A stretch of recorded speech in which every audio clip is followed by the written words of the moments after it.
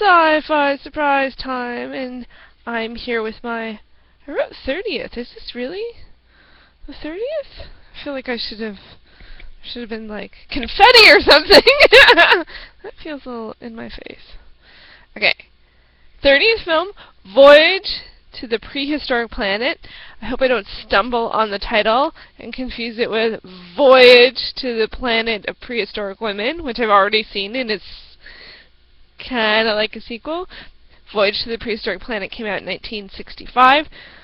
Prehistoric Women came out in 68. And this is a bit weird, and it was really weird to watch this not in sequence. And if I do a challenge like this again, I might have to look at the films and see if there's any that are sequential and maybe deal with that differently. In this one, it doesn't make sense to do it that way, but I'm totally fine with it. With 100%, I don't really care. And anyway, but so Voyage to the Prehistoric Planet, it's actually an American Soviet Union co-production. How often does that happen? Especially in the 60s. Like, I was like, really? Really? So that's weird. So it's dubbed. And as far as I can tell, it seems like it's dubbed. I would say that it's dubbed. But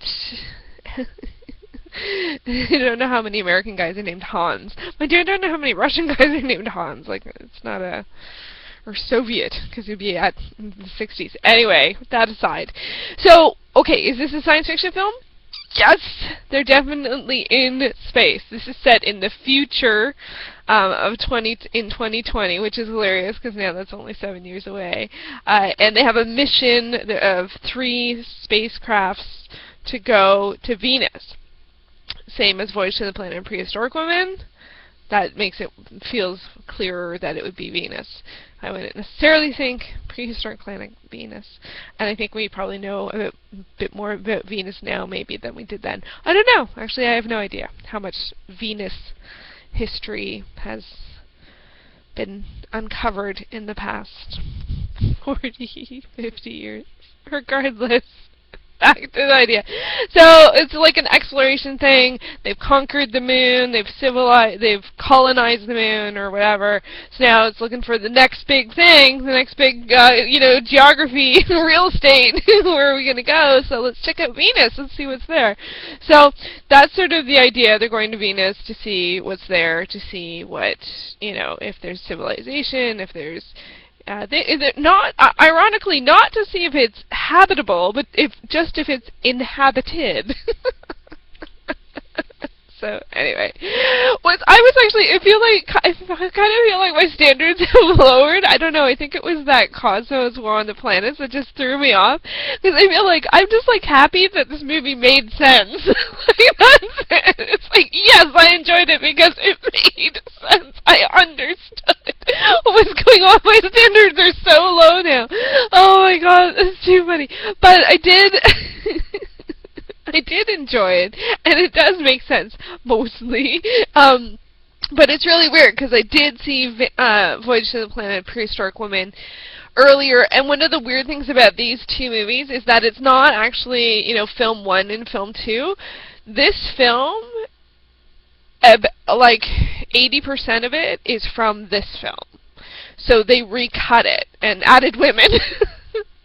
And changed the story a bit, but not a lot. So all of this film, actually, maybe all of this film, except for the beginning, the setup, I had already seen. I had already seen it in Voyage to the Planet and Prehistoric Women, but it was decontextualized. But I still enjoyed it. It's actually been a while, because this was film 14, and I watched it so that would have put me probably early March or in March or something like that. So it's been months and months and months, and I had only seen it the once. So even while I was watching this one, I was kind of like, yeah, that's familiar. Oh, that's familiar. Oh, I remember that. Don't remember that. There are a few things that don't make it into the sequel. redux, retelling, reinterpretation.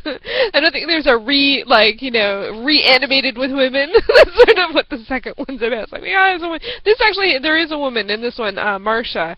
She runs one of the ships, so there is a woman, but of course, she does something she's not supposed to, of course, because you can't have a woman in movies in the 60s. It doesn't sort of throw it all, Anyway, whatever. Putting that aside.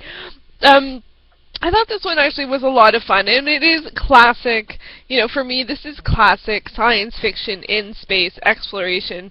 What are we going to do? The stakes are high, it's just us versus whatever kind of thing. And, I thought that was interesting. Now, unfortunately, it's sort of like adventure turned disaster, which means not that much happens, right? Because it goes from adventure to survival. So that's a little, there's a lot of conflict, right, and excitement and stuff. But they're looking for new, life and civilization and stuff like that. And you can probably tell from the title, Prehistoric Planet, maybe what they run into. So, but again, one of the reasons why I love these older science fiction films is to see what the ideas of futuristic things were. And there was some fun things in this one. There's the robot named John. I'm like, I don't think we'd have a robot named John in a movie now. I think he would sound more robotic. And actually, we don't really have robots in movies too much anymore. They're usually androids, I'd say. Yeah. But, anyway, but there's a lot of fun stuff in this one. But a lot of the fun stuff or whatever I had already seen in the Voyage to the Planet of Prehistoric Women, and I actually enjoyed that one more because I really liked the creepy. It has a much more creepy, weird, ethereal thing, and this is classic science fiction, which is also really good, and I really enjoyed it. And I'm glad that I had that much period of time. I definitely wouldn't watch these back to back. Like, I actually had to go because they were on the same disc, and after I watched this one, I rewatched some of the Voyage to the Planet of the Prehistoric Women just to see, really, is there that much? And it's like, yeah, it's like the setup of the film is different.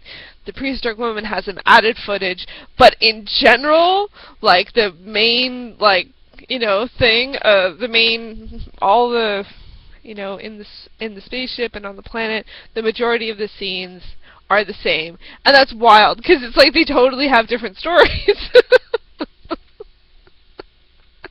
And this one even kind of, leads into, the other one. So I don't know how they did that. It's pretty funny. It's pretty creative. It was just one of those weird things, and definitely not something you can get away with these days. So it's kind of fun and kind of kitsch. So I enjoyed it. Oddly, I did not enjoy it as much as Voyage to the Planet of the Prehistoric Women. I like that one a lot better because it's weird and creepy. So let's see what's next. I want to roll. I don't know if 3 days in a row. I probably am not. I could do 4 days. Who knows? Depends on what's on TV tonight. Or what I get up to. Alright, let's see what's next. Oh, there's not as many now. Ooh, I can't. Oh, that one's being very aggressive. Okay. Fine. Fine! I will pick you! Kong Island. Awesome. With Brad Harris, 1968. So far, I would say the 60s have been pretty good in terms of the different decades. I have had a high. I think the ratio of how many of I've enjoyed have been pretty high in the 60s. In the 70s, not as much. It's sort of love or hate there. Sort of love or hate. Kong Island. Up next. I wonder if it'll be science fiction. I wonder if there will be a big, gorilla monster. I wonder. On an island. I don't know. I haven't seen that one. I have no idea. Alright, thanks so much for watching.